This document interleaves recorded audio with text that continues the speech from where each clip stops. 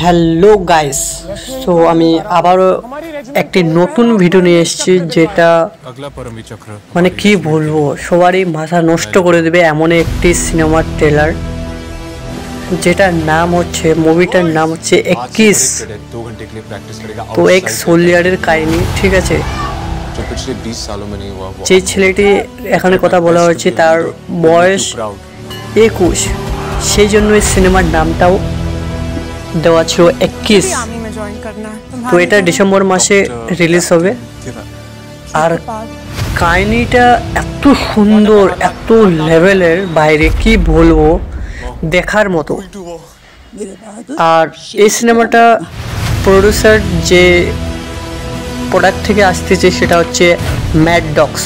তো এটা অনেক দিন পরে আমি দেখতে পাচ্ছি যে ম্যাড ডগসের একটি সিনেমা আসতেছে। তো এরকম সে কিন্তু সিনেমা রিলিজ করে না, তো আজ হঠাৎ দেখলাম, সেই জন্য একটি ভিডিও বানিয়ে ফেলছি। সিনেমাটা দেখো, সে 21 বছরের বয়সেই এতটাই লিডার হয়েছিল যে সকলকে সে ট্রেনিং করাচ্ছিল এবং ট্রেনিং দিয়েছিল কিভাবে যুদ্ধ করতে হবে, এবং সকলের সঙ্গে খুব ভালোভাবে ছিল।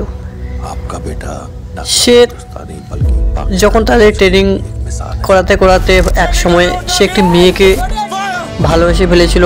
অবশ্যই সেই মেয়েটি হয়তো পাইলট ছিল অথবা ডক্টর।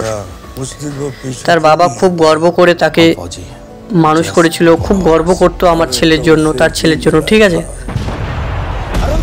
আর সিনেমাটা শেষে এমনই পর্যায়ে চলে আসে যে যখন যুদ্ধ শুরু হয়, তার ট্যাঙ্কার থেকে কোনো প্রকার কোনো গুলি বের হয় না, সেই জন্য তাকে মারতে বলে এবং এইভাবেই সে মারা যায়। দেখে নাও কীভাবে মারা গেল।